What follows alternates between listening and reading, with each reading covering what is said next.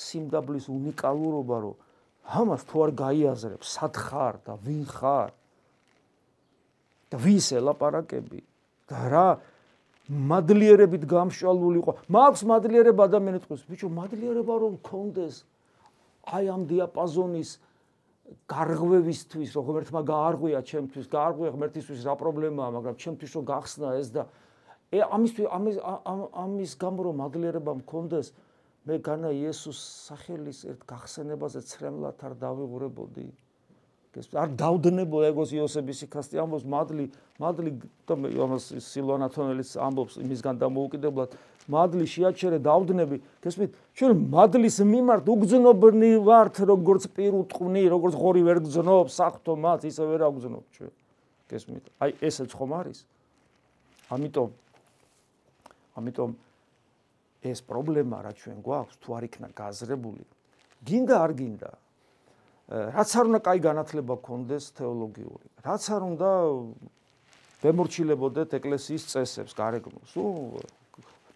იმდენად ჭკვიანი ვარ, რომ ხვდები, რომ ეკლესია ქრისტეს დაარსებულია და არ შეიძლება რომ მას არ დავემორჩილო და განათლებაც გვაქვს. აი რაც არ უნდა კაი დადებითი თვისებებით შემამკო. თუ აი ამ პრობლემას, რასაც მე ვსაუბრობ, ვერ გავითვალისწინებთ, აუცილებლად მოხდება ის, რომ ჩვენი ბუნება ეცდება აი ღმერთთან კომუნიკაციის არარსებობა, რომლის გადაფარვას ჩემი თავხედობით და რაღაცებით და გარეგანით ვცდილობ, ეს დეფიციტი რაღაცით შეივსოს და ეს რაღაცა არის ის სუროგატი, რომელიც საშიში ხდება სულიერი ცხოვრებისათვის. და ამიტომაც ამ დროს ადამიანი ძალიან მიდრეკილია, რომ ხიბლისაგან. ეხლა თან როგორ ადამიანზე ვსაუბრობ? იმ ადამიანზე, რომელსაც გაცნობიერებული აქვს, რომ ქრისტე არის ცხოვრების ერთადერთი საზრისი. ანი და ხოლე ჩვენი ყოფიერების. ამიტომ ცდილობს გულმხურვალე იყოს, თორე ვინ ზედაპირული ამას არანაირი ხიბლი არ ემუქრება. არანაირი ხიბლი არ ემუქრება ზედაპირულ ადამიანს. იმიტომ რომ ის ისე დიდ ხიბლში იმყოფება, რომ აი ესე ზედაპირული რელიგიურობით ცხოვრობს და ნუ აი როგორც არის და უხარია და რა ადამიანს ზოგს სასმელი უხარია, ზოგს კაი საჭმელი უხარია, ზოგს რა უხარია, რაღაცა რელიგიურობა უხარია. ეს არაფერს ნიშნავს, მაგრამ როცა ადამიანი აცნობიერებს, რომ ქრისტე არის ყველაფერი და ცდილობს იყოს მასზე კონცენტრირებული, აი ხიფათი აქ იმალება. რატომ? იმიტომ რომ ფეშმაკმა დაინახა, აი ამას უყური, ამას გადარჩენა უნდა, ამას ქრისტესთან ყოფნა უნდა და ის იწყებს მზაკრულ შემოქმედებით ბრძოლას შენს წინააღმდეგ. და ცდილობს და რასაც თეთრ ლაქებს ეძებს შენში და იმას თავისით ავსებს.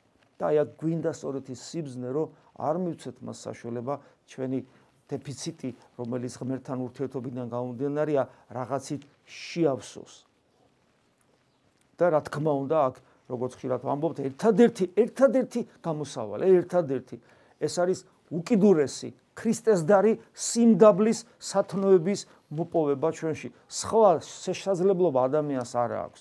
ანუ გრძალვით იყოს საიდუმლოებასთან, რომელიც სასაც ეკლესია გვთავაზობს, ეს ლოცვა იქნება, ეს მარხვა იქნება, ეს მოყვასთან ურთიერთობაც საიდუმლოება ეკლესიაში, იმიტომ რომ მე მოყვას უყურებ როგორც ბიოლოგიური ინდივიდს, არამედ როგორც ქრისტეს ხატს და ჩემი ბუნების ნაწილს.